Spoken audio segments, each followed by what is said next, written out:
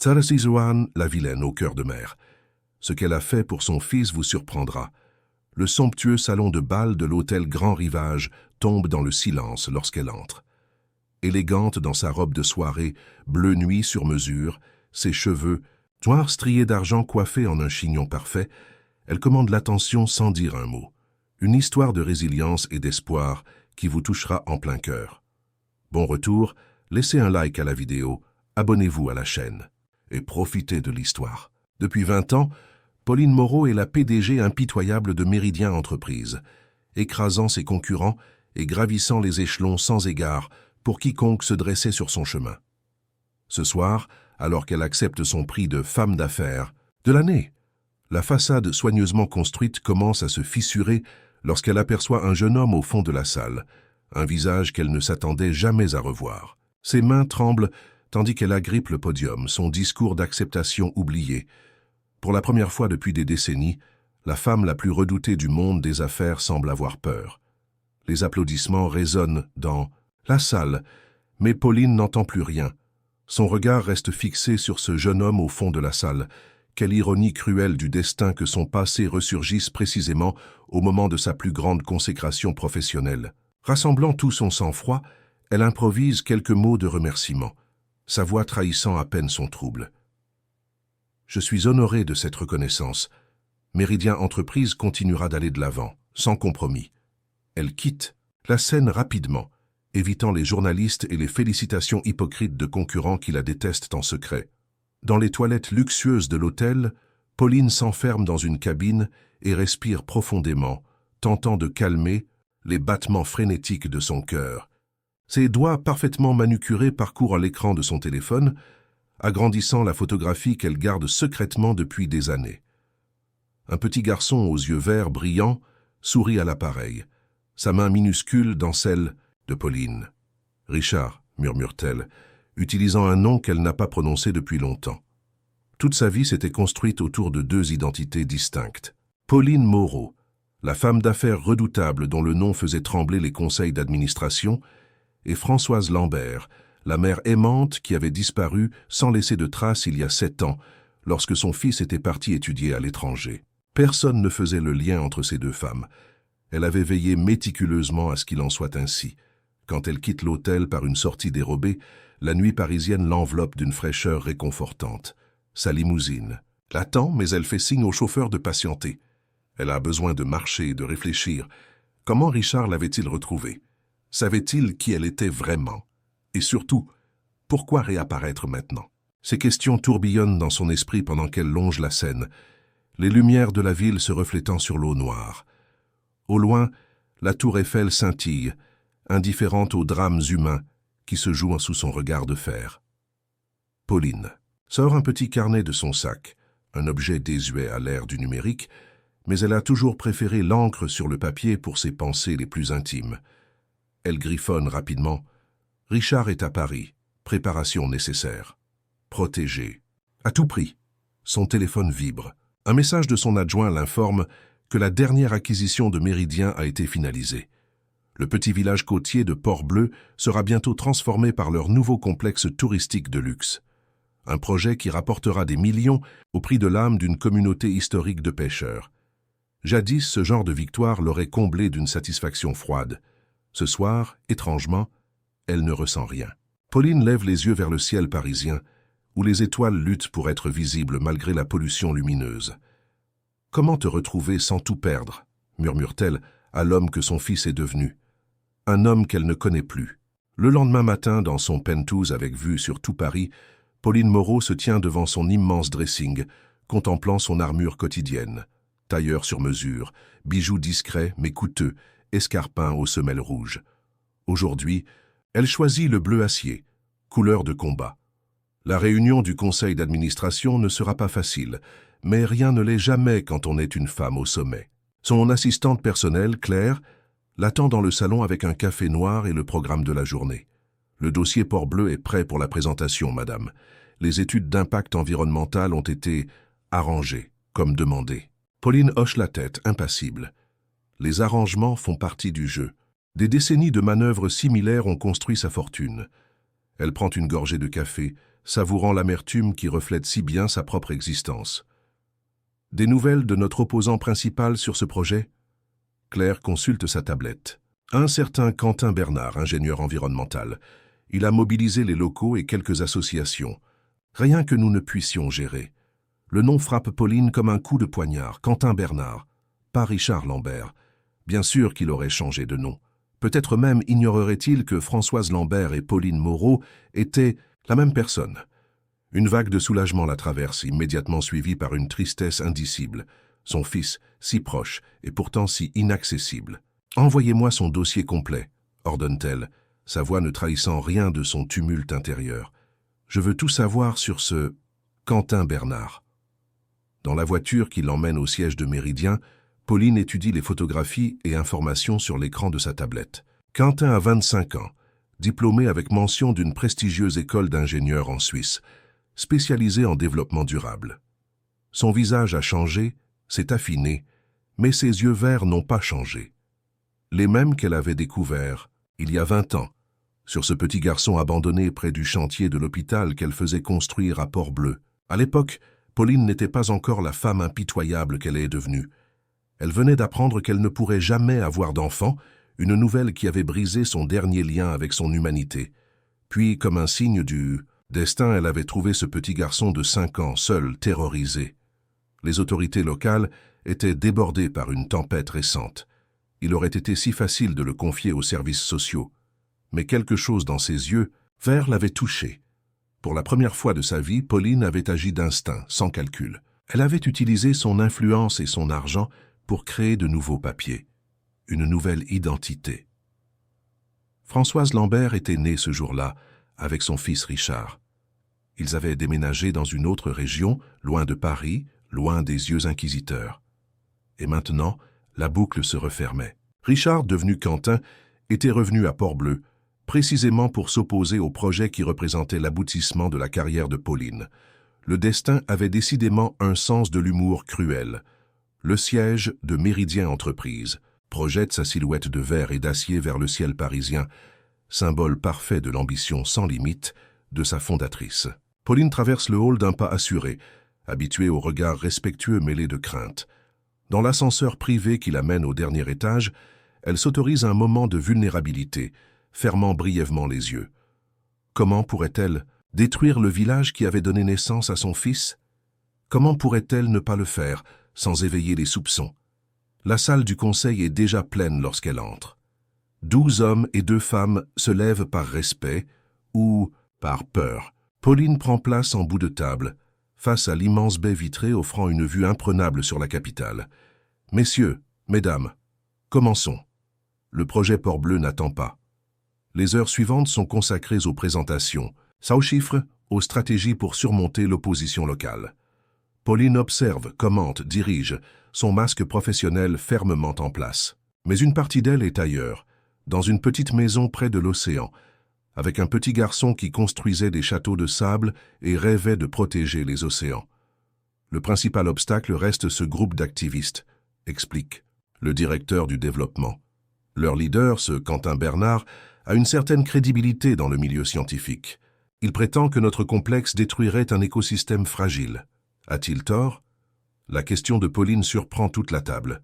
Elle n'a jamais été connue pour son intérêt envers les préoccupations environnementales. Le directeur hésite.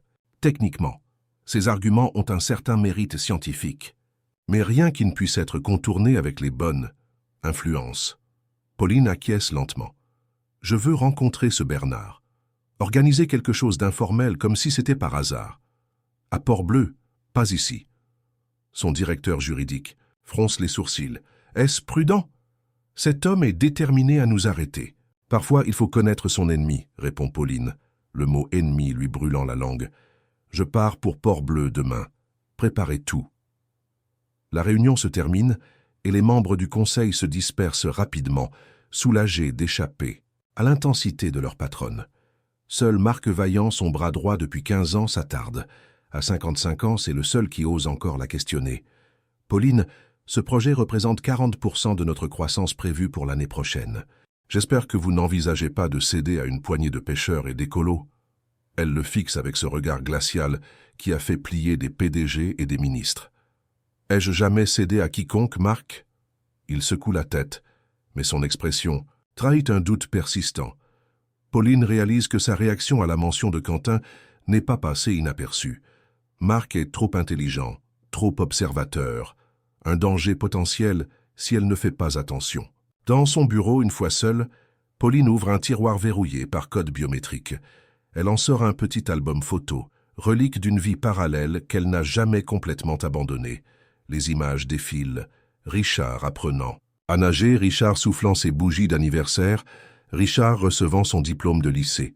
Tant de moments précieux, tant d'amour caché derrière le masque de la femme d'affaires impitoyable. Elle ne peut pas abandonner le projet Port-Bleu. Ce serait signer son arrêt de mort professionnel, éveiller des soupçons, mais elle ne peut pas non plus détruire le combat de son fils. Quelque part entre ces deux impossibilités, elle doit trouver un chemin. Son téléphone sonne. Claire l'informe que tout est arrangé. Demain, elle logera dans la meilleure suite de l'hôtel de Port-Bleu. Et par un heureux hasard, Quentin Bernard prendra son café matinal au même endroit. Cette nuit-là, Pauline ne dort pas. Allongée dans son lit king size, elle fixe le plafond, revivant les moments où, disguisée en Françoise Lambert, modeste consultante en ressources humaines, elle élevait Richard dans une simplicité qu'elle n'avait jamais connue elle-même. Ces années avaient été les seules où elle s'était sentie vraiment vivante. Demain, elle reverrait son fils, pas en tant que mère, mais en tant qu'adversaire. La pensée lui brise le cœur, mais Pauline Moreau a appris depuis longtemps à vivre avec un cœur brisé. Port-Bleu apparaît à l'horizon comme un tableau impressionniste, ses maisons aux façades colorées s'étalant le long d'une côte sinueuse. La mer d'un bleu profond qui a donné son nom au village scintille sous le soleil printanier. Pauline observe par la vitre de sa voiture de location. Elle a congédié son chauffeur, préférant l'anonymat pour ce voyage particulier. Le village n'a pas beaucoup changé depuis sa dernière visite, il y a plus de 15 ans. Quelques nouvelles constructions, quelques commerces différents, mais l'âme du lieu reste intacte. C'est précisément cette authenticité que son projet menace de détruire, remplaçant les petites pensions familiales par un complexe touristique 5 étoiles avec spa, golf et marina privée. L'Hôtel des Marins, le plus ancien établissement du village, a été rénové avec goût, préservant son charme d'antan tout en offrant le confort moderne. Pauline s'enregistre sous son vrai nom. Il n'est plus temps de se cacher, du moins professionnellement. La réceptionniste, une femme d'une 50aine d'années, écarquille les yeux en reconnaissant le nom. « Madame Moreau, nous sommes honorés de vous recevoir. » Sa voix trahit une nervosité mêlée de quelque chose qui ressemble à de la désapprobation. « Merci, je souhaite que mon séjour reste discret, » répond Pauline, glissant subtilement un billet de 100 € avec sa carte d'identité.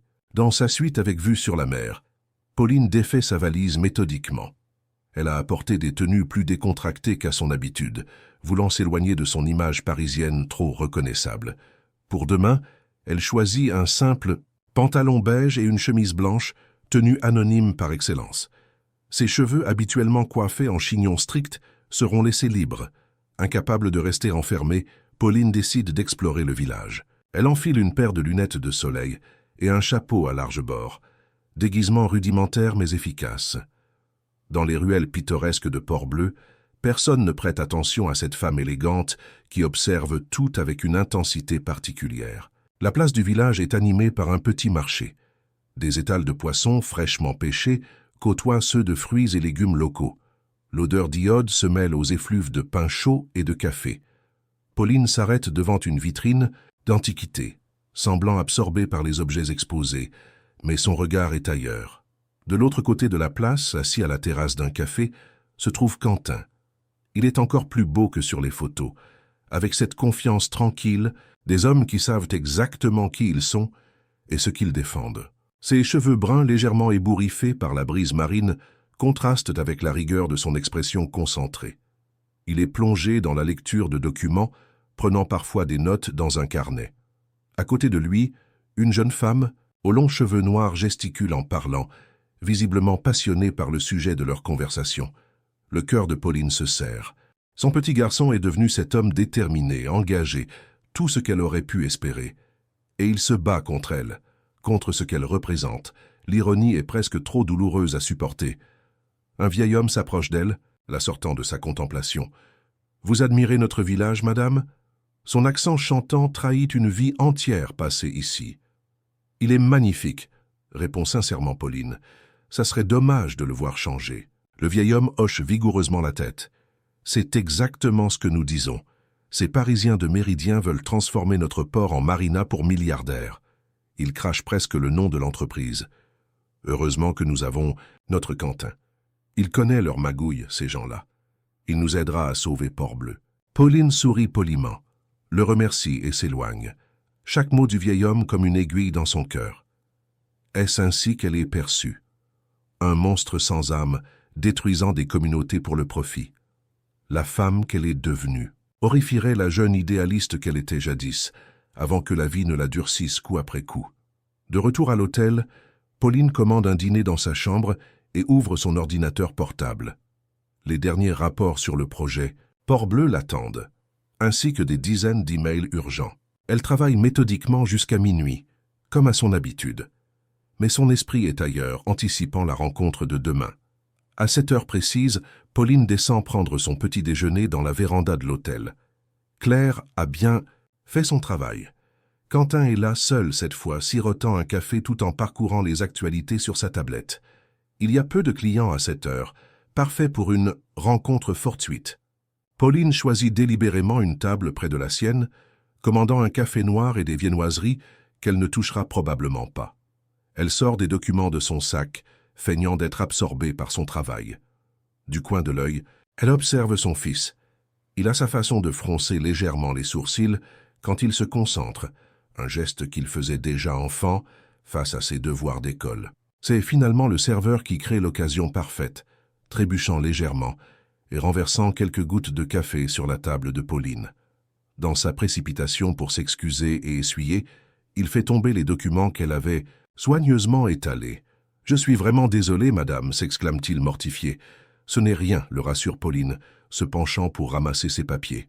Une main apparaît dans son champ de vision, lui tendant une feuille. « Je crois que celui-ci est à vous », dit Quentin avec un sourire poli. Sa voix a mûri, mais garde cette chaleur qu'elle reconnaîtrait entre mille. « Merci », répond Pauline, prenant le document en veillant à ce que leurs doigts ne se touchent pas. De près, les yeux verts de son fils sont encore plus saisissants, rappel vivant de tout ce qu'elle a sacrifié et de tout ce qu'elle pourrait encore perdre. Le moment aurait pu s'arrêter là, simple échange de politesse entre inconnus. Mais Quentin s'attarde, son regard s'arrêtant sur l'entête des documents. Méridien Entreprise. « Vous travaillez pour Méridien ?» demande-t-il, son ton passant de cordial à froid en un instant. Pauline hésite une fraction de seconde. Mentir serait facile, mais inutile. « Je suis Pauline Moreau. » La reconnaissance s'allume dans les yeux de Quentin, suivie immédiatement par une animosité non dissimulée. « La PDG de Méridien. Quelle surprise de vous trouver ici. »« Je viens toujours voir les sites de nos futurs développements. » répond Pauline, adoptant naturellement son masque professionnel. « Port-Bleu est un joyau qui mérite le meilleur. »« Le meilleur serait de le laisser tel qu'il est, » réplique Quentin, sa mâchoire se contractant sous l'effort de rester poli. « Mais j'imagine que des considérations comme l'écosystème marin ou le patrimoine culturel ne pèsent pas lourd face aux bénéfices potentiels. » Chaque mot est une flèche visant directement le cœur de Pauline. Son fils la déteste, ou du moins déteste ce qu'elle représente. Comment pourrait-il en être autrement? Elle a créé cette persona impitoyable, cultivé cette réputation d'insensibilité aux conséquences humaines de ses décisions d'affaires. « Vous seriez surpris de ce qui me préoccupe, monsieur Bernard, » dit-elle doucement. « Peut-être pourrions-nous discuter de vos inquiétudes? Je suis ici pour quelques jours. » Quentin la regarde avec suspicion, comme s'il cherchait un piège dans cette invitation inattendue. « Vous voulez vraiment entendre pourquoi votre projet est une catastrophe environnementale et sociale?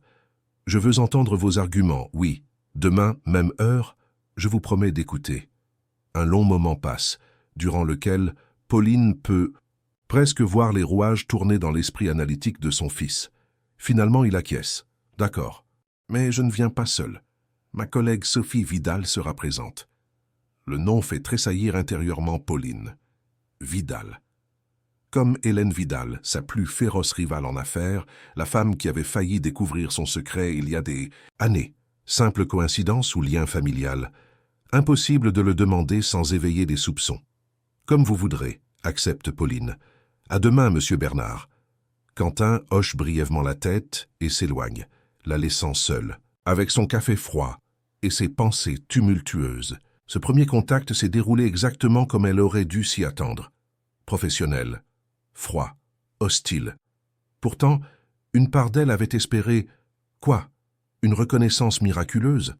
Un lien invisible entre mère et fils, transcendant les années et les identités? Ridicule et sentimental, deux qualificatifs que personne n'associerait jamais à Pauline Moreau. Le reste de la journée passe en reconnaissance du terrain. Pauline visite discrètement le site prévu pour le complexe, une magnifique crique protégée par 2 falaises calcaires. L'endroit est effectivement d'une beauté à couper le souffle, avec son eau cristalline et sa petite plage de sable fin. Des cormorans nichent dans les falaises, et la mer regorge de vie marine. En tant que Françoise Lambert, elle aurait été la première à s'opposer à toute construction ici. Le soir venu, elle dîne seule dans un petit restaurant du port, observant la vie des habitants. Des familles de pêcheurs, des commerçants, quelques touristes hors saison, une communauté soudée que son projet briserait inévitablement. Le sentiment de culpabilité qui l'envahit est nouveau, déstabilisant. Pendant des années, elle a pratiqué l'art difficile de compartimenter sa vie, séparant hermétiquement ses 2 identités. Maintenant, les murs s'effondrent, et avec eux ses certitudes. Dans sa chambre d'hôtel, Pauline reçoit un appel de Marc Vaillant. « Comment se passe votre visite ?» demande-t-il, une pointe de suspicion perceptible dans sa voix. « Constructive », répond-elle vaguement. « J'ai rencontré notre principal opposant. Nous discuterons demain. Vous pensez le convaincre? Non, mais je veux comprendre exactement ce que nous combattons. » Un silence s'installe. « Pauline, est-ce que tout va bien? Vous semblez différente depuis quelques jours. »« Tout va parfaitement bien, Marc, » rétorque-t-elle sèchement. « Concentrez-vous sur l'acquisition de Lyon, je m'occupe de Port-Bleu. » Elle raccroche avant qu'il ne puisse répondre, irrité par sa perspicacité. Marc la connaît depuis trop longtemps, il remarque les fissures dans son armure. Dangereux. Cette nuit encore, le sommeil fuit Pauline. Allongée dans le noir, elle écoute le bruit des vagues s'écrasant contre la jetée. Ce même son qui berçait les nuits de Richard, enfant, quand il faisait des cauchemars sur son abandon. Elle lui racontait alors que le bruit de la mer était la respiration de la terre, rassurante et éternelle. Le lendemain matin, Pauline se prépare avec un soin particulier pour sa rencontre avec Quentin et cette mystérieuse Sophie Vidal. Elle opte pour une tenue professionnelle mais moins intimidante qu'à son habitude. Un tailleur-pantalon crème et une chemise bleu pâle. Ses cheveux sont coiffés en un chignon lâche et son maquillage est minimal. Elle veut apparaître ouverte, accessible, aussi éloignée que possible de son image publique de reine de glace des affaires françaises. Quentin arrive à l'heure accompagné d'une jeune femme élégante aux traits fins et aux yeux noirs perçants. Pauline la reconnaît immédiatement, le portrait craché d'Hélène Vidal à son âge. Donc pas une coïncidence, une complication supplémentaire. « Madame Moreau », salue froidement Quentin, « voici Sophie Vidal, biologiste marine et ma partenaire dans cette campagne. » Les 2 femmes échangent une poignée de mains fermes. « Mademoiselle Vidal », dit Pauline, son visage ne trahissant rien de son trouble intérieur. « J'ai connu votre mère dans d'autres circonstances professionnelles. » Sophie sourit, mais ses yeux restent froids. « Ma mère m'a souvent parlé de vous.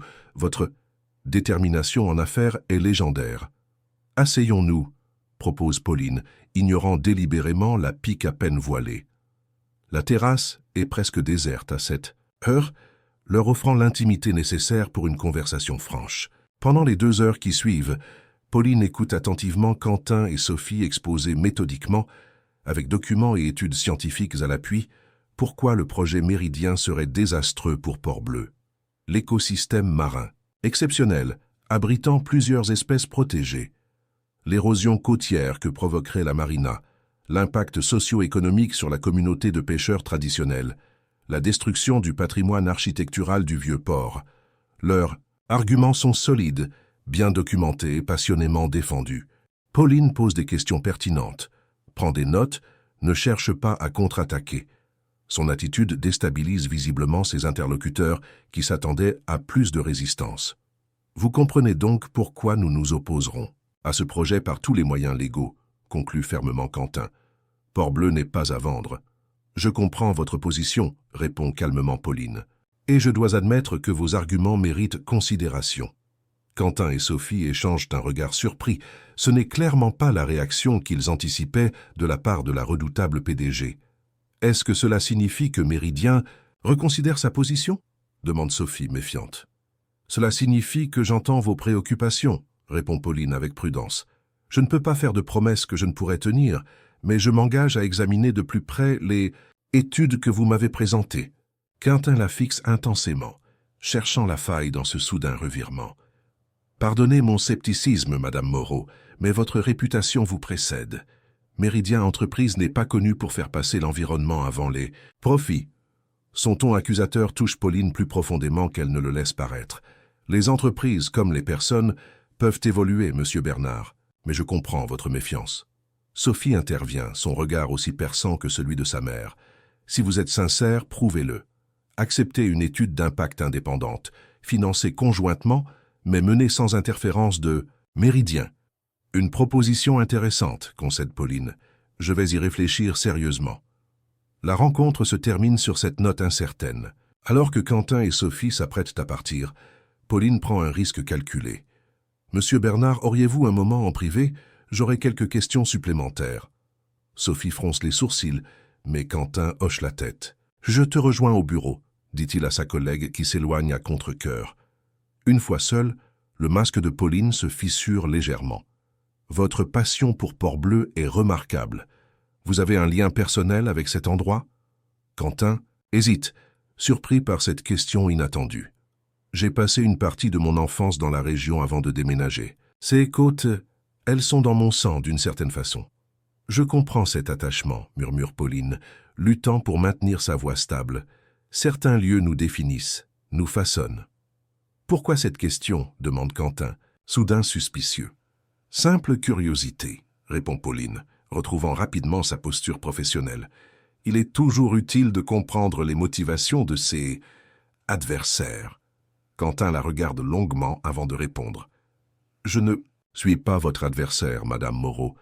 Je suis simplement du côté de ce qui est juste. » Ces paroles, prononcées sans animosité mais avec une conviction inébranlable, font naître chez Pauline un sentiment de fierté qu'elle doit dissimuler. Son fils est devenu un homme de principe, prêt à défendre ses convictions face aux puissants. N'est-ce pas ce que tout parent souhaiterait? « Au revoir, Madame Moreau, » dit Quentin en se levant. « J'espère sincèrement que notre conversation aura un impact sur votre décision. » Restée seule à la terrasse, Pauline fixe l'horizon, marin perdu dans ses pensées. Pour la première fois en 20 ans, les deux moitiés de sa vie se heurtent violemment. La femme d'affaires impitoyable contre la mère aimante. Quelle part d'elle-même survivra à ce conflit? Son téléphone vibre, la ramenant à la réalité. Un message de Claire l'informe que les investisseurs du projet Port-Bleu s'impatientent, exigeant une réunion d'urgence pour confirmer le calendrier. La machine est en marche, et l'arrêté ne sera pas facile. De retour dans sa chambre d'hôtel, Pauline passe plusieurs appels et envoie des directives précises à son équipe à Paris. Officiellement, elle demande plus d'études, plus de temps, citant des préoccupations environnementales émergentes qui nécessitent une attention particulière. Cette stratégie de retardement éveillera des soupçons, elle le sait, mais elle a besoin de temps pour élaborer un plan. Vers midi, un autre message arrive, cette fois de Marc Vaillant. Conseil d'administration convoqué en urgence à votre retour. Plusieurs membres inquiets de votre approche à Port-Bleu. Des explications? La menace est à peine voilée. Son bras droit sent que quelque chose ne va pas, que la redoutable Pauline Moreau montre des signes de faiblesse. Dans le monde impitoyable des affaires qu'elle a elle-même contribué à façonner, la moindre hésitation peut déclencher une mutinerie. « Dites-leur que j'ai un plan », répond-elle laconiquement. Comme toujours. L'après-midi, incapable de rester enfermée avec ses pensées contradictoires, Pauline décide d'explorer davantage Port-Bleu. Elle se rend sur la jetée des pêcheurs, observant les hommes et femmes qui déchargent leur prise du jour. Des gestes ancestraux, transmis de génération en génération, un mode de vie que son complexe touristique transformerait en attraction folklorique pour millionnaires désœuvrés. Ils sont beaux, n'est-ce pas? La voix la fait sursauter. À ses côtés se tient une vieille femme aux cheveux blancs, au visage buriné par le sel et le soleil. Elle indique les bateaux colorés qui dansent doucement sur l'eau. « Oui, très, » répond poliment Pauline. « Mon mari était pêcheur. Son père aussi et son grand-père avant lui, » continue la vieille femme. « Mon petit-fils aurait dû prendre la relève, mais avec ce projet d'hôtel de luxe, elle secoue tristement la tête. Ils nous chassent, ces Parisiens. Ils ne comprennent pas que Port-Bleu, ce n'est pas juste un joli paysage, c'est notre vie. » Chaque mot est comme un coup de poignard pour Pauline. « Je suis désolée, » murmure-t-elle, ne sachant que dire d'autre. La vieille dame la regarde plus attentivement. « Vous n'êtes pas d'ici, touriste ?»« En quelque sorte, » élude Pauline. « J'apprends à connaître Port-Bleu. Alors ouvrez bien les yeux, ma petite dame. Regardez au-delà des façades colorées et des jolies plages. Voyez les gens, les vrais gens qui vivent ici depuis des générations. C'est ça, la vraie beauté de Port-Bleu. » Sur ces mots, la vieille femme s'éloigne, laissant Pauline dans un état de trouble profond. Les vrais gens. Depuis combien de temps ne les a-t-elle plus vus? Depuis combien d'années considère-t-elle les communautés comme des obstacles à surmonter plutôt que comme des vies à respecter? La culpabilité qui l'envahit est nouvelle, désorientante. Pauline Moreau ne fait pas dans le sentiment, ne s'embarrasse pas de considérations morales. Du moins, c'est ce que tout le monde croit, ce que son conseil d'administration attend d'elle. Au crépuscule, Pauline marche sur la plage déserte, ses chaussures à talons hauts à la main, sentant le sable frais entre ses orteils. Son téléphone sonne encore, mais elle l'ignore. Pour la première fois depuis des années, elle s'accorde un moment de véritable introspection. Quand a-t-elle perdu son âme? À quel moment exact Françoise Lambert, la mère aimante, a-t-elle été complètement engloutie par Pauline Moreau, la prédatrice des affaires? Il y a eu tant de compromis, tant de petites compromissions qui, accumulées, ont créé ce gouffre entre ces deux identités. La nuit est presque tombée quand elle aperçoit une silhouette familière au loin. Quentin, assis seul sur un rocher, contemple l'océan. Pauline s'immobilise, partagée entre l'envie irrépressible de s'approcher et la crainte d'une nouvelle confrontation. Finalement, l'instinct maternel l'emporte. « Le coucher de soleil est magnifique, » dit-elle en s'approchant. Doucement, Quentin se retourne surpris. « Madame Moreau ?» Il se décale légèrement, lui laissant de la place sur le rocher. Une invitation silencieuse qu'elle accepte avec gratitude. Ils restent assis côte à côte, regardant le soleil disparaître dans l'océan, peignant le ciel de teintes orangées et violettes. Ce moment de paix partagée semble irréel après leurs échanges tendus de la matinée. « J'ai grandi près de la mer », dit finalement Pauline, brisant le silence. « Pas ici, mais plus au nord. Ma mère disait que l'océan est la seule constante, dans un monde de changement. » « Ma mère disait quelque chose de similaire, » répond doucement Quentin, « que le bruit des vagues était la respiration de la terre. » Le cœur de Pauline manque un battement. Ces mots, ses propres mots, ont survécu dans la mémoire de son fils. « Une femme sage, votre mère, » murmure-t-elle, la gorge serrée par l'émotion. « Elle l'était, » confirme Quentin, une tristesse palpable dans sa voix.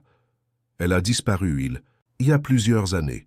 Je ne sais pas ce qui lui est arrivé. »« Je suis désolé, » dit sincèrement Pauline. « C'est difficile de perdre quelqu'un sans avoir de réponse. » Quentin hoche la tête, perdu dans ses souvenirs. « Le plus étrange, c'est que, parfois, j'ai l'impression qu'elle est encore quelque part, qu'elle me regarde. » Il s'interrompt, gêné par cette confession inattendue. « Pardonnez-moi, vous n'êtes pas venu ici pour écouter mes histoires familiales. »« Ne vous excusez pas, » répond doucement Pauline. « Nous sommes tous plus que nos titres professionnels et nos fonctions, n'est-ce pas ?»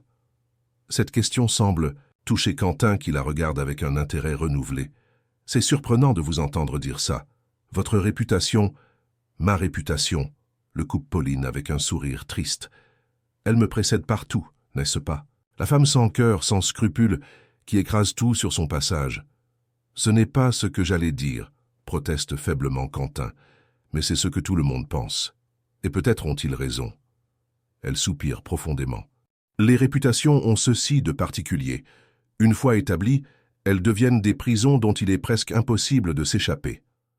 Le silence retombe entre eux, mais différent cette fois, chargé de non-dits et de questions muettes. Pauline sent le regard de Quentin sur elle, curieux, évaluateur.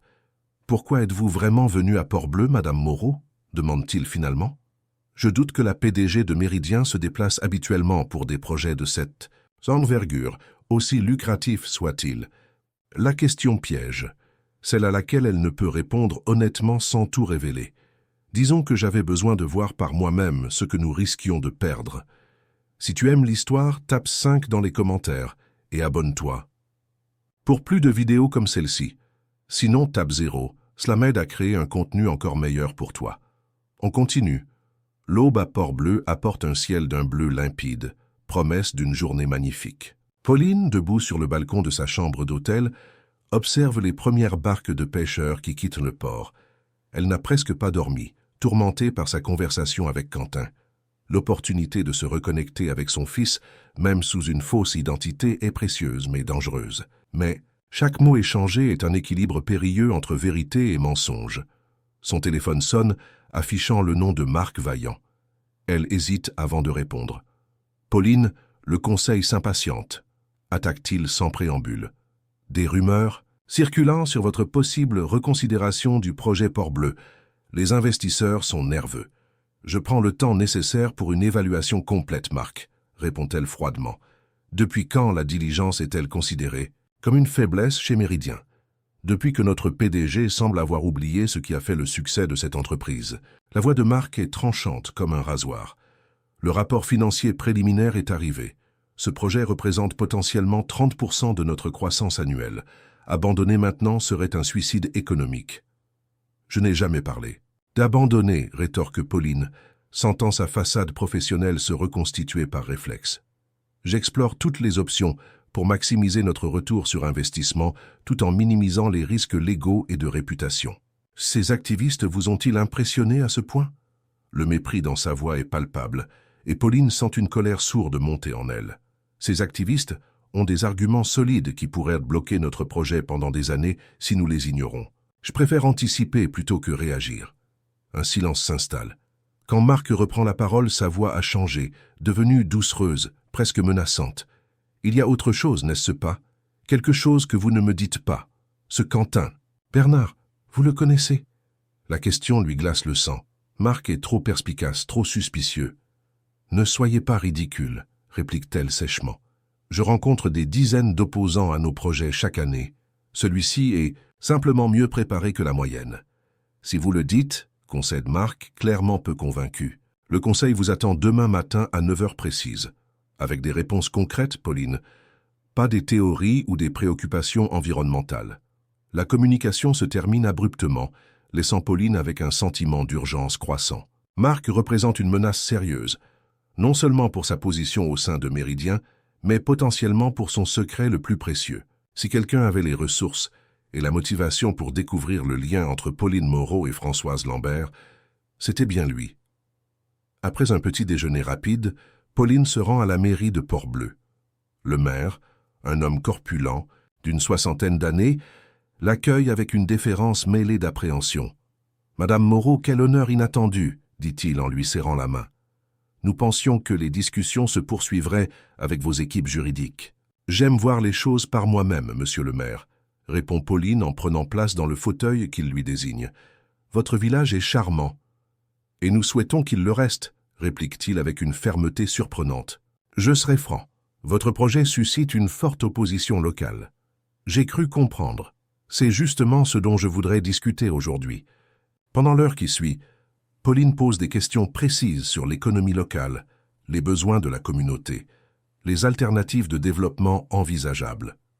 Le maire, initialement méfiant, se détend progressivement face à son intérêt, manifeste et ses questions pertinentes. « Si je comprends bien, résume Pauline, ce qui vous préoccupe n'est pas tant le développement touristique en soi que la forme qu'il prendrait avec notre projet actuel. » « Exactement, confirme le maire. Port-Bleu a besoin de tourisme, mais pas au prix de son âme. Nos pêcheurs, nos artisans, nos traditions, c'est ce qui fait notre identité. Et si nous repensions complètement l'approche, suggère Pauline, un modèle qui valoriserait le patrimoine local plutôt que de l'effacer? Les yeux du maire s'illuminent d'intérêt. Vous seriez prête à revoir vos plans? Disons que j'explore des options alternatives, répond prudemment Pauline, mais j'aurais besoin d'une meilleure compréhension des enjeux écologiques spécifiques. Les études que m'a présentées M. Bernard sont convaincantes, mais j'aimerais une expertise indépendante. Parlez à Sophie Vidal, recommande immédiatement le maire. Elle connaît cette côte mieux que quiconque. Si quelqu'un peut vous guider sur les aspects environnementaux, c'est elle. Pauline acquiesce, même si l'idée de collaborer avec la fille d'Hélène Vidal lui semble risquée. Mais peut-être est-ce précisément le risque qui rend cette option nécessaire. Qui mieux qu'une adversaire naturelle pourrait témoigner de sa sincérité? En quittant la mairie, Pauline tombe nez à nez avec un attroupement. Une dizaine de pêcheurs et de commerçants locaux l'attendaient visiblement. Leurs regards sont hostiles. Certains tiennent même des pancartes improvisées. « Non à Méridien » ou « Sauvons Port-Bleu ». « C'est elle, la Parisienne qui veut détruire notre village », lance un homme aux bras tatoués. Pauline s'immobilise, refusant de battre en retraite malgré l'intimidation évidente. « Je comprends votre colère », dit-elle calmement. « Et je suis ici précisément pour écouter vos préoccupations. » « On n'a pas besoin de votre hôtel de luxe, crie une femme. On a besoin que vous nous laissiez tranquilles. La situation menace de dégénérer quand une voix forte s'élève au-dessus du tumulte. Ça suffit. Ce n'est pas comme ça qu'on défend Port-Bleu. Quentin se fraye un chemin jusqu'à Pauline, se plaçant instinctivement entre elle et la foule hostile. Nous nous battons avec des arguments, pas avec des intimidations. Madame Moreau est venue dialoguer, alors montrons-lui que nous sommes capables de discussions civilisées. La présence de Quentin, respectée par les locaux, calme immédiatement les esprits. La petite foule se disperse lentement, non sans quelques regards méfiants lancés à Pauline. « Merci », dit-elle simplement quand il se retrouve seul. Quentin hoche la tête, embarrassé. « Je suis désolé pour cet accueil. Beaucoup ici ont peur de perdre leur gagne-pain, leur mode de vie. » Une peur légitime, reconnaît Pauline. Il semblerait que j'ai sous-estimé l'attachement des habitants à leur village. Ce n'est pas qu'une question d'attachement sentimental, explique Quentin. C'est une question de survie économique et culturelle. Venez, je veux vous montrer quelque chose. Sans attendre sa réponse, il commence à marcher vers le port. Pauline le suit, intriguée par ce développement inattendu. Son fils, qui la considérait comme une ennemie il y a encore 2 jours, lui offre maintenant une opportunité de comprendre sa vision. Ils marchent en silence jusqu'à un petit hangar près des quais. À l'intérieur, une surprise attend Pauline. Une maquette détaillée de Port-Bleu et ses environs, accompagnée de panneaux explicatifs et de graphiques. « Voici notre contre-projet », annonce fièrement Quentin. Un développement touristique alternatif qui respecte l'écosystème marin et le patrimoine architectural, tout en créant des emplois locaux durables. Pauline examine attentivement la maquette. Au lieu d'un complexe hôtelier massif, le projet propose la rénovation du patrimoine existant, la création d'un centre d'interprétation marine, des hébergements intégrés au village et une zone marine protégée qui deviendrait elle-même une attraction touristique. C'est impressionnant, admet-elle sincèrement. Mais le modèle économique est-il viable? Quentin sourit, sortant une tablette de son sac. J'espérais cette question. Voici notre étude de faisabilité complète, avec projection financière sur 10 ans. Pendant les 2 heures qui suivent, Pauline est impressionnée par la rigueur et la vision de son fils. Son projet, bien qu'il génère des revenus inférieurs à court terme, présente une durabilité et une acceptabilité sociale qui garantiraient sa pérennité. Plus important encore, il préserverait l'âme de Port-Bleu tout en lui insufflant une nouvelle vitalité économique. « Pourquoi n'avez-vous pas présenté ce projet directement à Méridien ?» demande-t-elle finalement. Quentin la regarde comme si la réponse était évidente. « Vous connaissez votre réputation, Madame Moreau. Méridien n'est pas exactement connu pour sa flexibilité ou son intérêt pour les développements à petite échelle. Les réputations peuvent être trompeuses, murmure-t-elle plus pour elle-même que pour lui. Quelque chose me dit que la vôtre ne reflète peut-être pas toute la vérité, répond Quentin, la scrutant avec une intensité troublante. Vous n'êtes pas exactement ce à quoi je m'attendais. Ce regard pénétrant, si similaire à celui qu'elle croisait dans le miroir chaque matin, déstabilise Pauline. A-t-il commencé à soupçonner quelque chose? Ou est-ce simplement la perspicacité naturelle d'un esprit brillant? Les gens sont rarement ce qu'on attend d'eux, répond-elle prudemment. Moi y compris. Leur conversation est interrompue par l'entrée de Sophie Vidal, qui s'arrête net en voyant Pauline. « Quentin, je ne savais pas que nous avions une... invitée, dit-elle froidement. « Madame Moreau s'intéresse à notre projet alternatif, explique Quentin. Je pense qu'elle pourrait être plus réceptive que nous le pensions. » Sophie regarde Pauline avec suspicion. « Vraiment ? La femme qui a détruit la société de ma mère s'intéresse soudainement au développement durable et à la préservation. Du patrimoine ? Pardonnez mon scepticisme. »« Sophie, commence Quentin gêné. »« Non, elle a raison, l'interrompt Pauline. Votre méfiance est parfaitement justifiée, mademoiselle Vidal. Votre mère et moi avons effectivement un passif complexe. » « Complexe ?» Sophie laisse échapper un rire amer. « C'est un euphémisme pour décrire comment vous avez orchestré sa chute en manipulant les données environnementales du projet marocain. » Le sang de Pauline se glace. Cette vieille histoire, l'une des plus sombres de sa carrière, où elle avait effectivement falsifié des rapports pour discréditer une étude menée par la société d'Hélène Vidal. À l'époque, rien ne comptait plus que la victoire, quel qu'en soit le prix. « J'ai fait beaucoup de choses dans ma carrière dont je ne suis pas fière, » admet-elle doucement. Le projet marocain en fait partie. L'aveu surprend visiblement Sophie, qui s'attendait à des dénégations ou des justifications. Pourquoi ? Ce revirement soudain, qu'est-ce qui a changé ? Quelle réponse pourrait-elle donner ? Que retrouver son fils l'oblige à confronter les conséquences de ses actes ? Que la femme qu'elle est devenue horrifierait la jeune idéaliste qu'elle était jadis ? Disons que certaines rencontres nous forcent à réévaluer nos priorités, répond-elle simplement, jetant un bref regard à Quentin. Le soir venu, seule dans sa chambre d'hôtel, Pauline prend l'une des décisions les plus difficiles de sa vie. Elle appelle l'équipe juridique de Méridien et leur demande de préparer plusieurs documents confidentiels, à ses yeux uniquement. Puis elle contacte son banquier personnel pour organiser des transferts importants vers des comptes qu'elle n'a pas utilisés depuis des années. Si elle doit choisir entre son empire et son fils, le choix est douloureux, mais clair.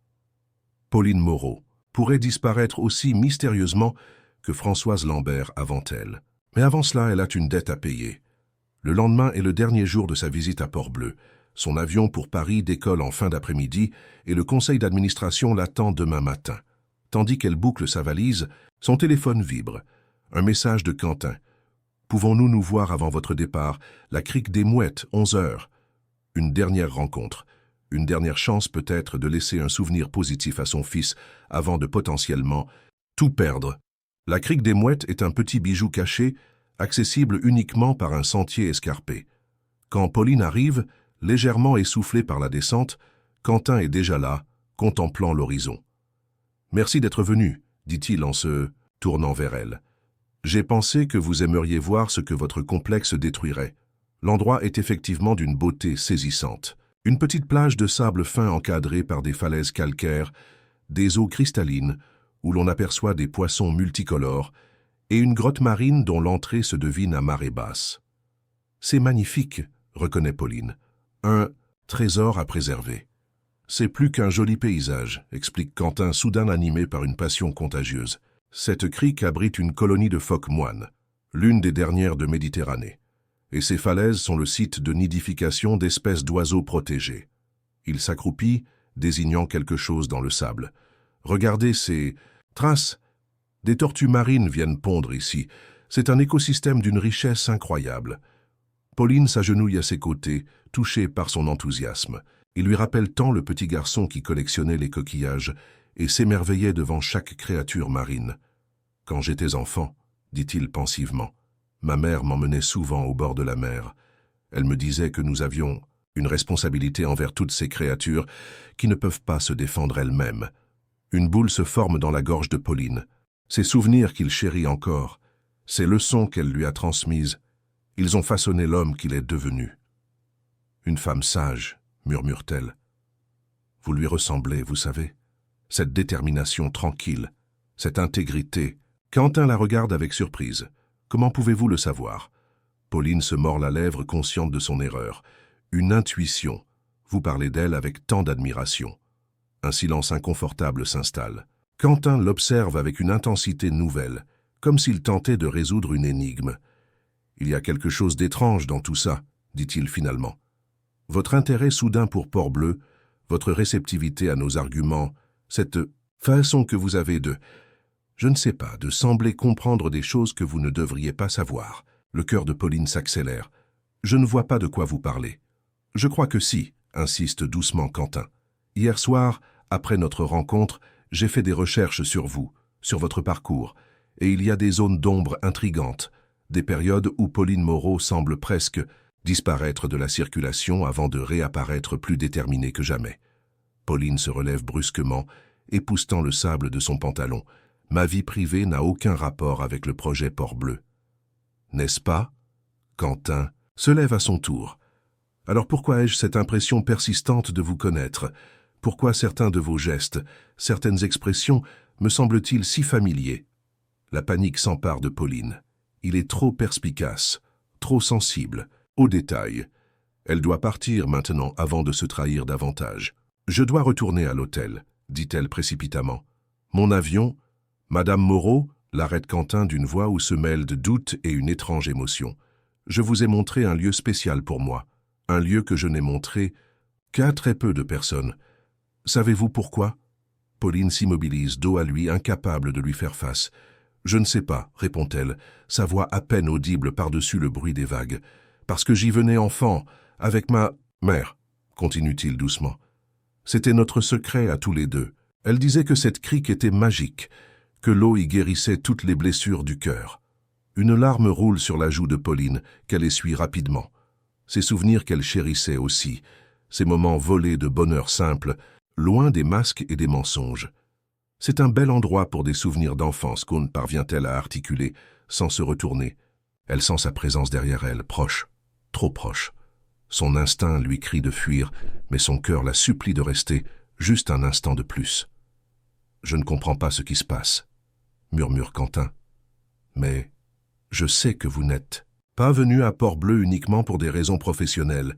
Il y a autre chose, quelque chose qui vous touche personnellement. » Pauline ferme les yeux, cherchant désespérément une réponse qui ne dévoilerait pas toute la vérité, mais qui ne serait pas non plus un mensonge complet. « Vous avez raison, » dit-elle finalement en se tournant vers lui, décidant de lui offrir un fragment de vérité. « J'ai connu Port-Bleu il y a longtemps, à une époque de ma vie où j'étais différente, avant que la réussite professionnelle ne devienne mon unique obsession. Et ma mère, l'avez-vous connue? La question directe la prend au dépourvu. Pourquoi demandez-vous cela? Votre réaction quand j'ai parlé d'elle, comme si vous saviez des choses que vous ne devriez pas savoir. Il s'approche d'un pas, scrutant son visage. Qui êtes-vous vraiment, Pauline Moreau? Une vague plus forte s'écrase contre les rochers, les éclaboussant légèrement. Ce moment suspendu où tant de choses pourraient basculer semble irréel.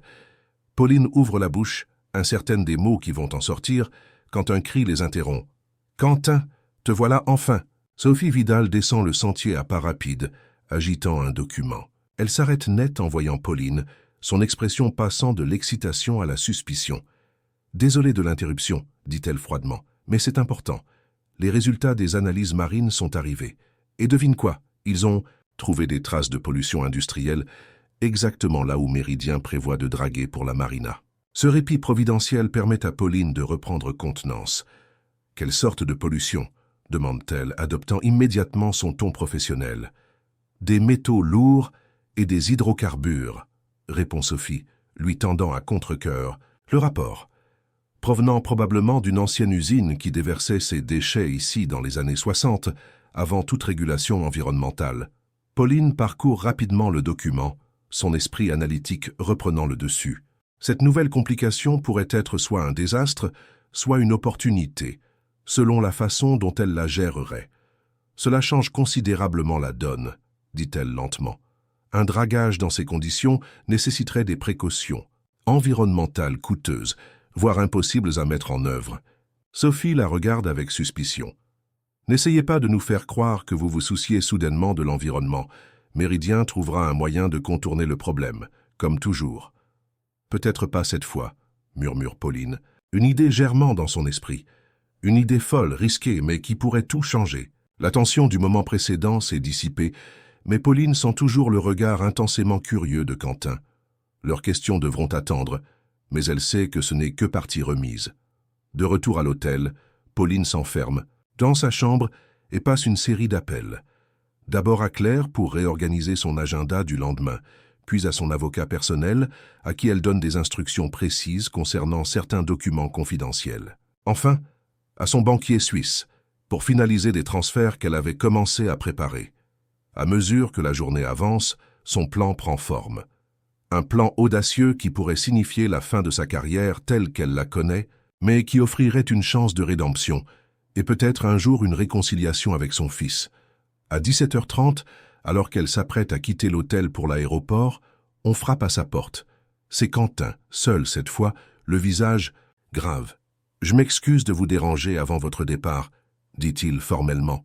« Mais j'avais besoin de vous parler une dernière fois. » Pauline l'invite à entrer, son cœur battant à tout rompre. « Je vous écoute. »« Je ne comprends pas votre jeu, » dit-il directement. « D'abord, vous semblez vouloir écraser toute opposition à votre projet. Puis vous montrez un intérêt sincère pour nos arguments. Vous parlez de ma mère comme si vous la connaissiez. Vous réagissez à la pollution comme si cela confirmait quelque chose que vous soupçonniez déjà. » Il secoue la tête, frustré. « Qui êtes-vous vraiment et que voulez-vous à Port-Bleu ?» Un moment de vérité se présente à Pauline. Pas la vérité complète. Elle n'est pas prête, et lui non plus, mais une vérité suffisante pour établir une connexion, un pont vers l'avenir. « Je suis quelqu'un qui a perdu son chemin il y a longtemps, » répond-elle doucement. « Quelqu'un qui a sacrifié des choses précieuses sur l'autel de la réussite professionnelle. Et Port-Bleu m'a rappelé ce que j'avais perdu. » Quentin la regarde longuement, semblant chercher quelque chose dans ses yeux. « Demain, vous retournez à Paris. Qu'allez-vous dire à votre conseil d'administration ?»« Que j'ai pris une décision concernant le projet, » répond Pauline, « et que cette décision pourrait les surprendre. »« Vous allez l'abandonner ?» Son incrédulité est palpable. « Pas exactement, je vais le transformer, d'une destruction en une renaissance. » Elle fait une pause, choisissant soigneusement ses mots. « Quentin, faites-moi confiance une dernière fois. Attendez jusqu'à demain soir avant de juger mes intentions. » Il semble sur le point de protester, mais s'arrête, comme s'il percevait la sincérité derrière ses paroles. « D'accord, concède-t-il finalement. Une dernière chance. » Après son départ, Pauline termine ses préparatifs et prend un taxi pour l'aéroport. Dans l'avion qui la ramène à Paris, elle regarde par le hublot les lumières de la côte s'éloigner. Demain sera le jour le plus important de sa vie, bien plus que toutes les acquisitions et fusions qu'elle a orchestrées. Demain, elle choisira définitivement entre Pauline Moreau et Françoise Lambert. Attends un peu, on dirait que ton avion traverse un orage. Vas-tu réussir à atterrir à temps pour ta grande confrontation, ou est-ce que ce retard va compromettre tous tes plans soigneusement élaborés? Le siège social de Méridien Entreprises semble particulièrement imposant ce matin, ses 60 étages de verre et d'acier s'élançant vers un ciel parisien d'un bleu parfait. Pauline pénètre dans le hall à 8h45 précise, saluant d'un signe de tête les employés qui s'écartent respectueusement sur son passage. Dans l'ascenseur privé qui l'amène au dernier étage, elle vérifie une dernière fois son apparence dans le miroir. Elle a délibérément choisi sa tenue la plus intimidante. Tailleur noir impeccable, escarpin rouge vertigineux, maquillage parfait. Si cette réunion doit être son dernier acte en tant que PDG de Méridien, elle sortira avec panache. Claire l'attend à la sortie de l'ascenseur, visiblement nerveuse. « Ils sont tous là », murmure-t-elle. Marc a convoqué même les membres internationaux par visioconférence. L'ambiance est tendue. « Merci, Claire », répond calmement Pauline. « Assurez-vous que personne ne nous dérange, quelle que soit la durée de la réunion. » Avant d'entrer dans la salle du conseil, Pauline demande « Les documents que j'ai demandés hier ?»« Sur votre tablette, dossier sécurisé », confirme Claire. « Dois-je aussi préparer le communiqué de presse standard post-conseil ?»« Pas cette fois », répond Pauline avec un sourire énigmatique. « Je m'en chargerai personnellement. » La salle du conseil devient silencieuse lorsqu'elle entre. 12 visages se tournent vers elle, expression oscillant entre inquiétude, curiosité et pour certains hostilité à peine voilée. Marc Vaillant, assis à l'autre bout de la longue table en acajou, la fixe avec une intensité particulière. « Mesdames, messieurs, » commence Pauline sans préambule, « merci d'avoir répondu présent à cette convocation urgente. Comme vous, le savez, je reviens de Port-Bleu, où j'ai évalué personnellement notre projet de complexe touristique. Elle fait une pause, balayant l'assemblée du regard. Ce projet représente un investissement considérable et des profits potentiels significatifs. Il s'inscrit parfaitement dans notre stratégie d'expansion dans le secteur du tourisme de luxe. Quelques hochements de tête approbateurs autour de la table.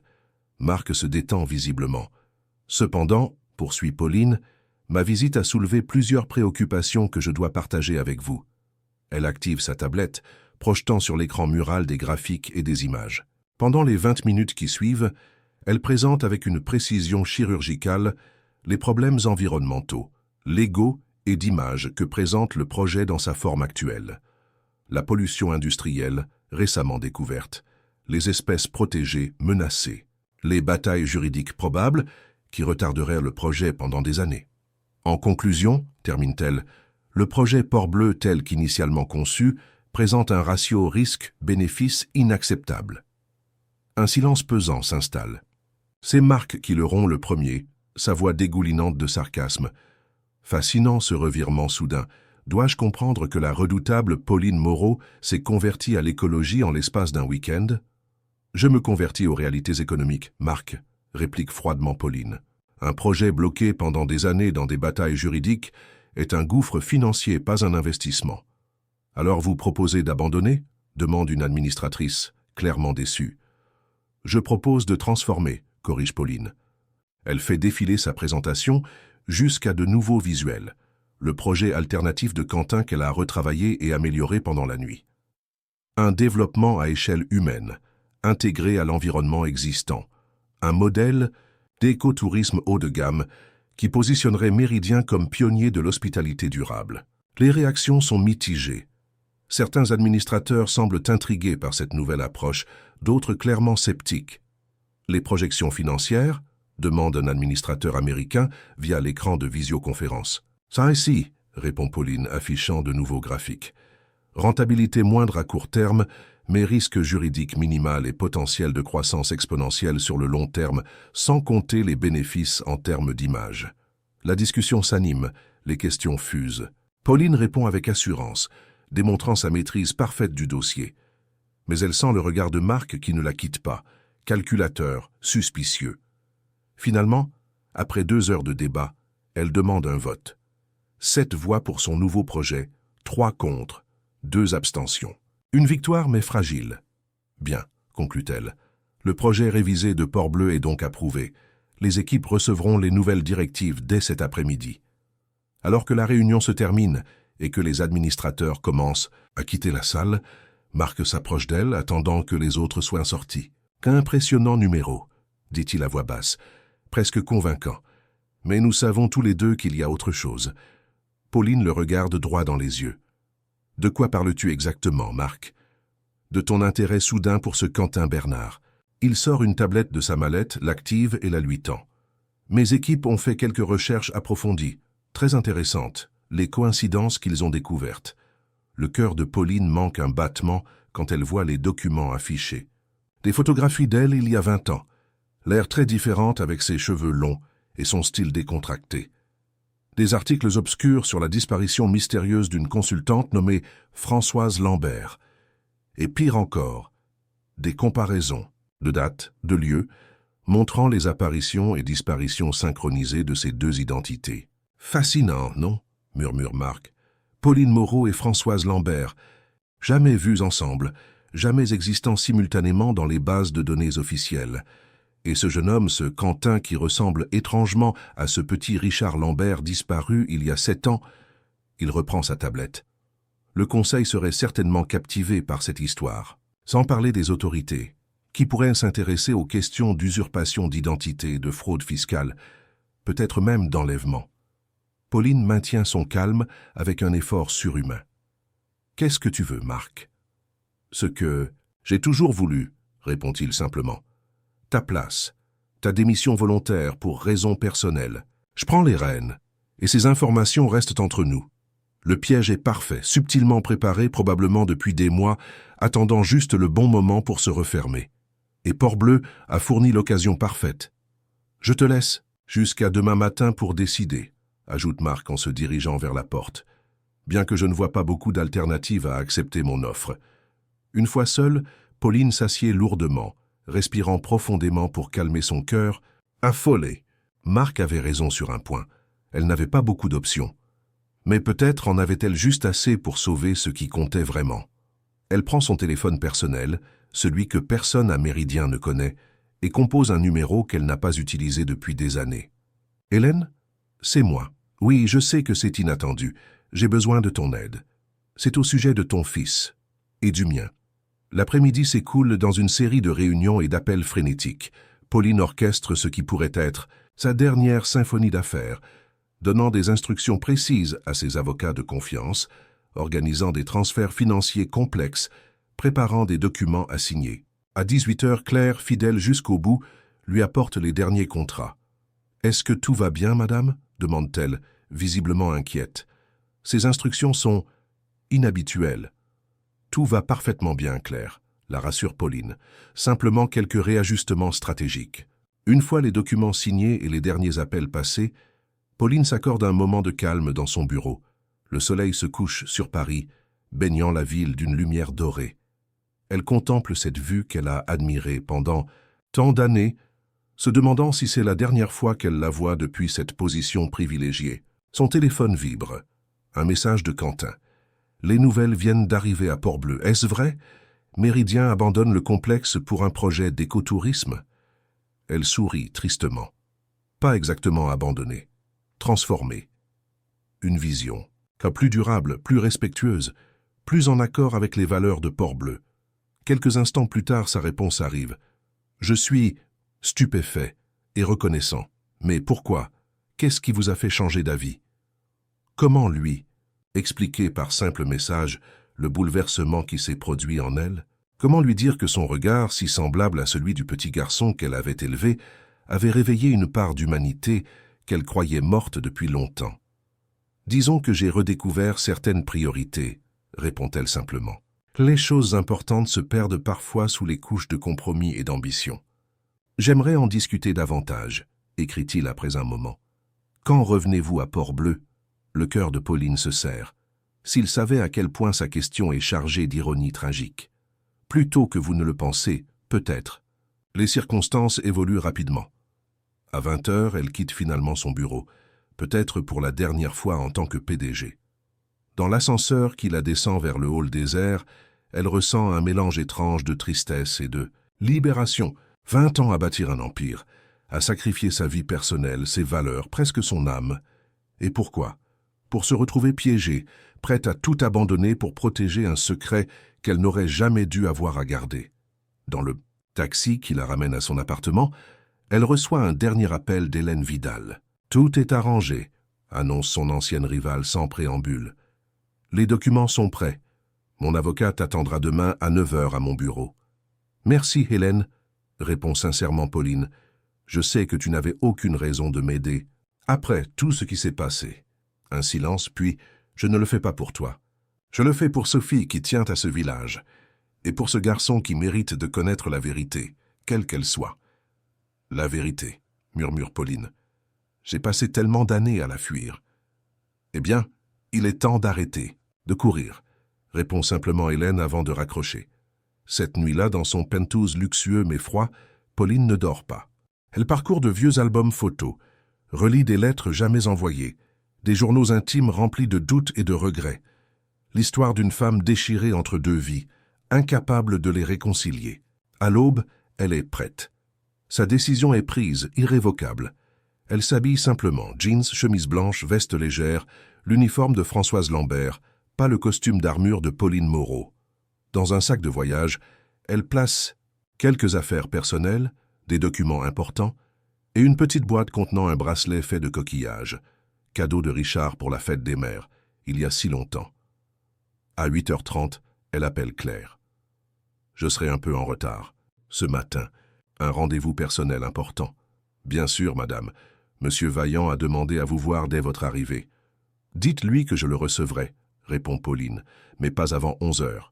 À 9h précise, elle entre dans les bureaux d'Hélène Vidal, située dans un élégant immeuble haussmannien à l'opposé de la tour Méridien. Hélène l'attend, accompagnée d'un homme en costume sombre. « Mon avocat, maître Dupont », présente brièvement Hélène. Son regard est dur, mais pas hostile, plutôt évaluateur, comme si elle jaugeait la sincérité de son ancien ennemi. Pendant 1 heure, ils passent en revue les documents préparés.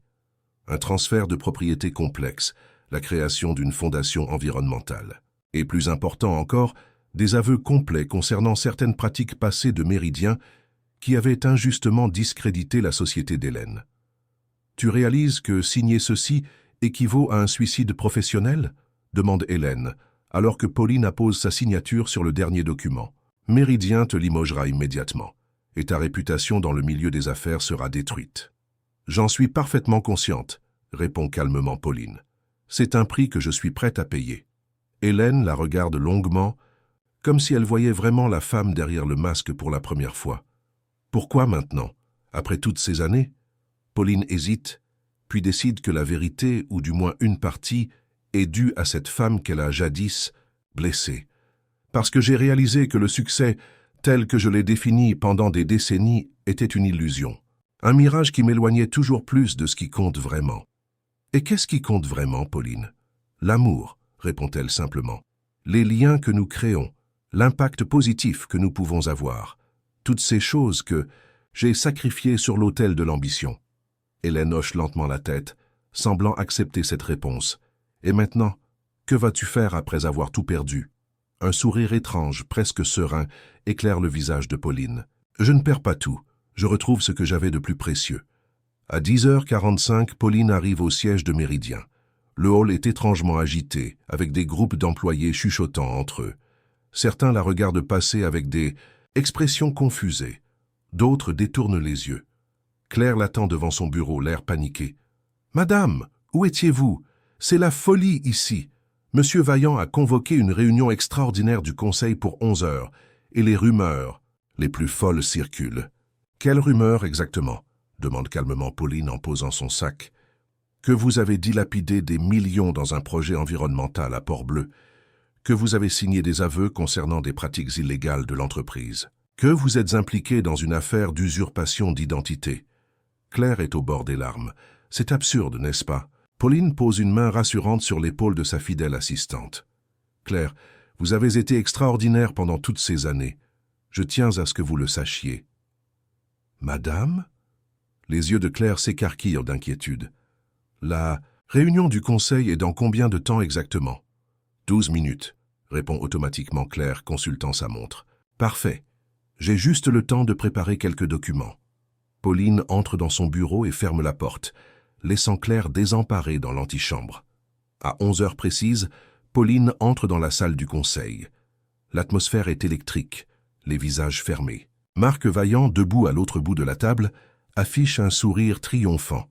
« Ah, Pauline, nous parlions justement de toi, » dit-il avec une fausse cordialité. « J'expliquais au conseil certaines découvertes troublantes concernant tes activités récentes. » Pauline s'avance calmement, déposant une enveloppe devant chaque membre du conseil. « Avant que nous ne commencions, j'aimerais que vous preniez connaissance de ces documents. » Marc fronce les sourcils, pris de court par cette initiative inattendue. Les administrateurs ouvrent leurs enveloppes, parcourant les feuillets avec des expressions qui passent de la surprise à la stupéfaction. « Comme vous pouvez le constater, » explique Pauline d'une voix posée, « j'ai signé ce matin une série d'accords avec la Fondation Vidal pour l'environnement. Méridien s'engage à financer intégralement un programme de dépollution à Port-Bleu, préalable nécessaire à notre nouveau projet d'écotourisme durable. » Elle fait une pause, observant les réactions. « J'ai également joint ma lettre de démission, effective immédiatement. » Des murmures stupéfaits parcourent l'assemblée. Marc, momentanément déstabilisé, se ressaisit rapidement. « C'est inattendu mais sage de ta part, Pauline. Le Conseil appréciera certainement cette décision volontaire, étant donné les circonstances. »« Quelles circonstances exactement, Marc ?» demande-t-elle avec un sourire glacial.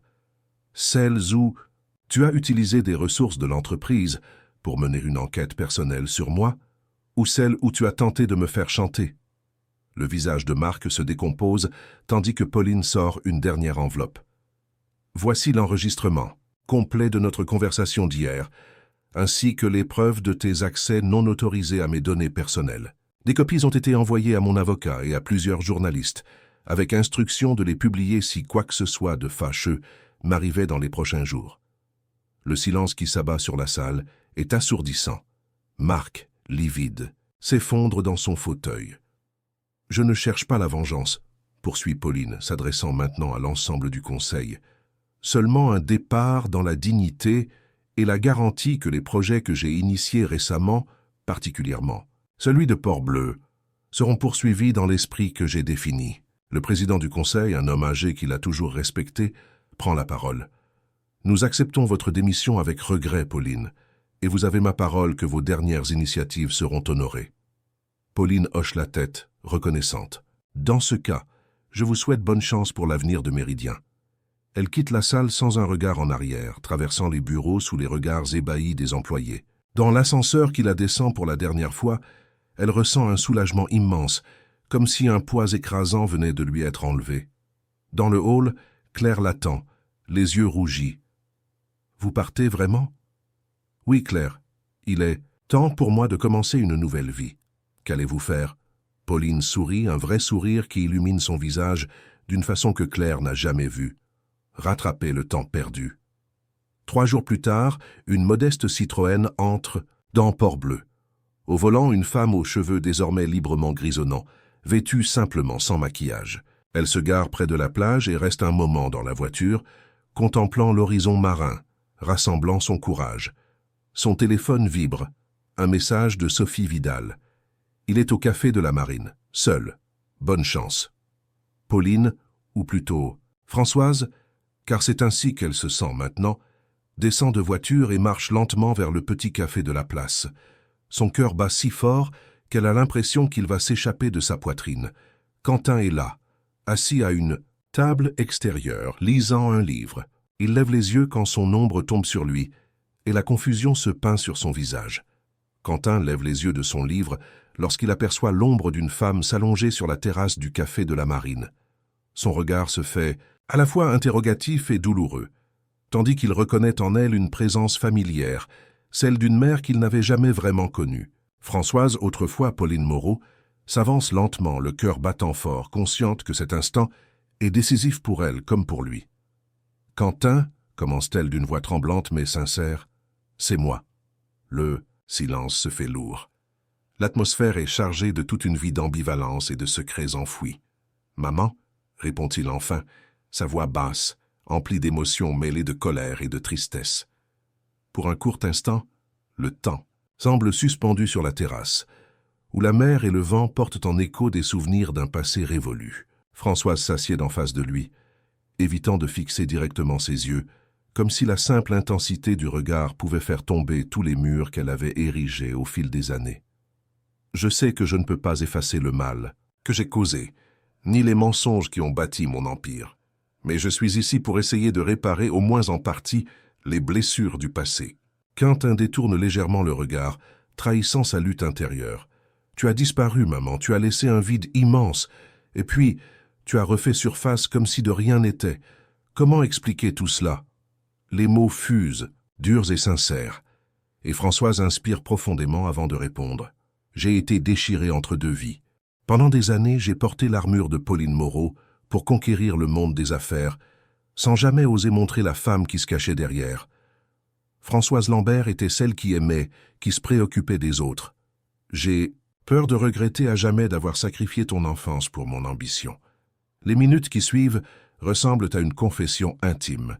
Les 2 protagonistes se livrent sans détour. Quentin exprime la douleur d'avoir vu sa mère se transformer en une figure impitoyable, l'ombre d'une femme absente, tandis que Françoise lui avoue qu'elle a toujours regretté de ne pas avoir été présente pour lui. « Tu étais mon seul espoir de retrouver un peu d'humanité, » murmure-t-elle. « Chaque décision que j'ai prise, chaque contrat signé, m'éloignait un peu plus de la douceur que j'avais en toi. » Quentin serre les mains sur la table, en marbre, ses yeux brillants d'une colère mêlée de désespoir. « Et maintenant, tu veux réparer?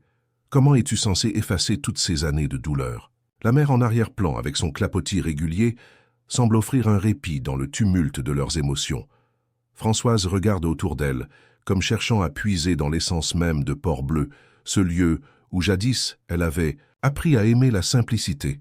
« Je ne peux pas tout réparer d'un seul geste, Quentin, Mais je suis prête à changer, à tout renoncer pour donner une seconde chance à ce que nous avons perdu. » Elle lui montre alors un petit carnet usé, qu'elle tient précieusement entre ses mains. « Voici les souvenirs de notre enfance, de ces moments partagés sur la plage, quand tu collectionnais des coquillages et que je te racontais des histoires sur la mer. Les pages jaunies révèlent des dessins, des mots griffonnés à la hâte, mais chargés d'amour. Quentin feuillette le carnet et son expression se radoucit peu à peu. J'ai toujours gardé l'espoir de retrouver cette maman, celle qui me parlait des secrets de l'océan. » Un silence complice s'installe entre eux. Leurs cœurs, meurtris par des années de malentendus, trouvent enfin un terrain d'entente sur lequel ils osent espérer. Le café de la Marine se vide progressivement, et la lumière dorée du soir enveloppe la terrasse.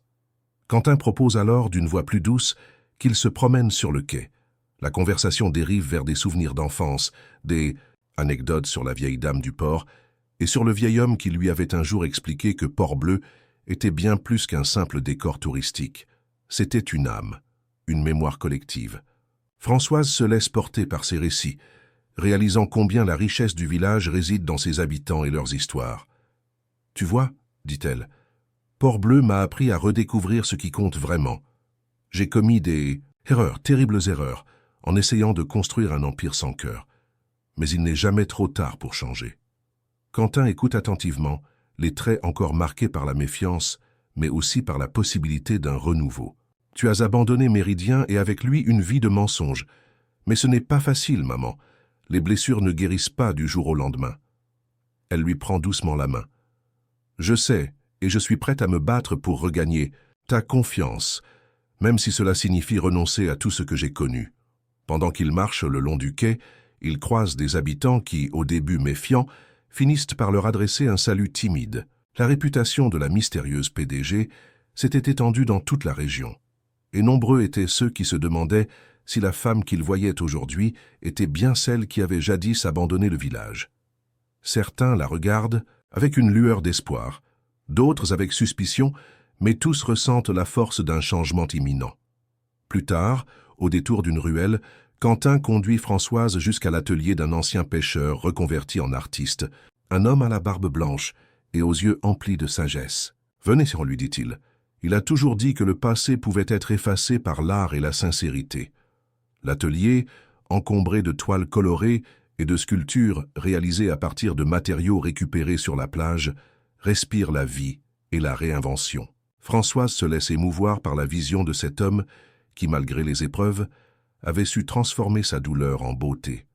« Peut-être qu'il y a encore une chance pour moi de réparer le mal que j'ai causé, » pense-t-elle en observant.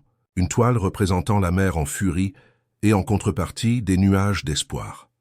Le soir venu, la ville organise une petite cérémonie sur la plage en hommage à Port-Bleu et à sa lutte pour préserver son identité. Les habitants se rassemblent, allumant des lanternes et entonnent des chants anciens. Dans cette ambiance chaleureuse et solidaire, Françoise se retrouve pour la première fois depuis des années à être accueillie non pas comme une ennemie, mais comme une possible alliée. Elle participe au chant, les larmes aux yeux, se rappelant les valeurs qu'elle avait jadis perdues dans le tumulte de sa carrière. Quentin, debout à ses côtés, observe la scène, partagée entre le désir de croire en sa mère et la douleur des années passées. À la fin de la cérémonie, il lui murmure « Peut-être que ce soir nous avons ouvert une porte vers un avenir différent. » Elle lui sourit, sincère et apaisée, en lui répondant « Oui, Quentin, nous avons le pouvoir de reconstruire ce qui a été brisé. Je veux que tu saches que, dorénavant, je serai présente, non plus en tant que dirigeante distante, mais en tant que mère qui t'aime. » Les jours qui suivent, Françoise s'investit pleinement dans la vie du village. Elle rencontre les responsables locaux, participe au conseil communautaire et propose d'investir dans des projets qui redonnent vie aux traditions de Port-Bleu.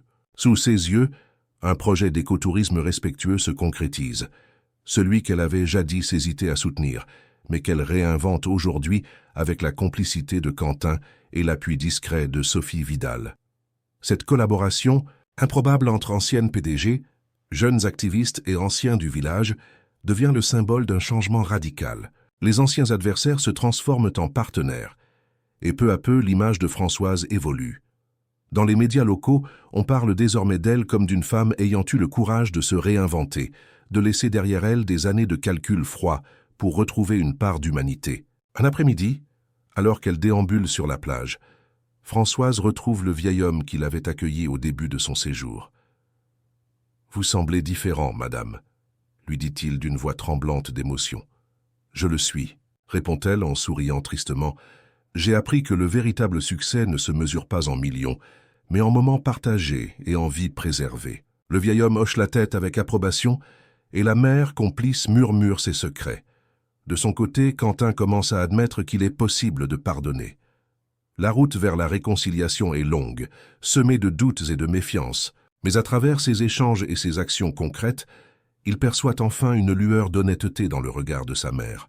Un soir, en se tenant face à l'océan, il confie « Je ne peux effacer toutes les blessures, maman, mais je veux croire que nous pouvons construire quelque chose de nouveau. » Elle lui répond avec une tendresse qu'elle n'avait jamais osé montrer auparavant.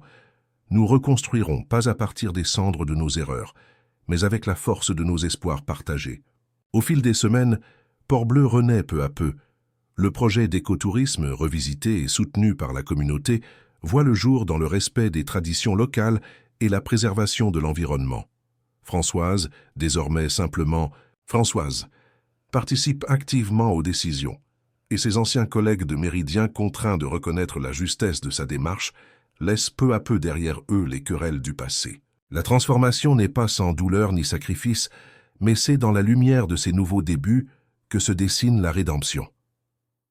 Françoise se rend compte que la route de la réconciliation, tant avec elle-même qu'avec son fils, est jalonnée de moments fragiles et précieux, à l'image des vagues qui viennent lécher doucement le sable. « J'ai passé des années à courir après des chimères », confie-t-elle lors d'un dîner communautaire sous les étoiles. « Aujourd'hui, je choisis d'écouter le cœur de ce village et d'apprendre à écouter le mien. » Les visages autour d'elle se font souriants et attendris, témoins de cette métamorphose. Dans un dernier geste symbolique, lors d'une cérémonie sur la plage, Françoise plante un petit arbre près du quai en signe d'espoir et de renouveau. Que cet arbre grandisse et porte témoignage de notre engagement envers la vie, déclare-t-elle devant une assemblée émue. Quentin, debout à côté d'elle, pose doucement sa main sur la sienne, marquant ainsi le début d'un nouveau chapitre. « Je te pardonne, maman », murmure-t-il. Et dans ce simple aveu se trouve la promesse d'un futur commun, construit sur la vérité et l'amour retrouvé. Au final, l'histoire de Françoise Pauline Moreau se termine non pas dans la chute d'un empire, mais dans la renaissance d'une âme.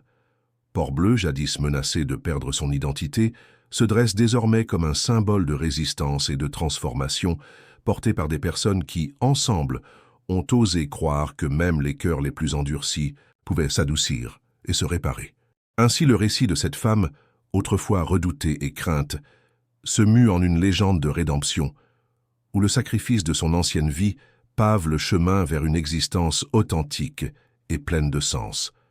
Une existence où l'amour, la responsabilité et la préservation de la nature se rejoignent pour offrir à chacun la chance de rattraper le temps perdu et de renaître, tel un phénix, des cendres de ses erreurs passées.